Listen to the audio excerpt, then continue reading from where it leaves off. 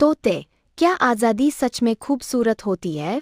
तोता भारी आवाज में कहता है, मैंने आसमान कभी नहीं देखा। रात का सीन। चूहा पिंजरे की रस्सी कुतरता है, उसके दांतों से खून निकलता है। सुबह होते ही पिंजरा खुल जाता है। अचानक एक बिल्ली आती है। चूहा तोते को बचाने के लिए आगे बढ़ता है। अगले पल चूहा जमीन पर निश्चल पड़ा है। तोता उड़ जाता है। नीले आसमान में आंसू गिरते हैं। कुछ दोस्त आज़ादी देकर खुद खो जाते हैं।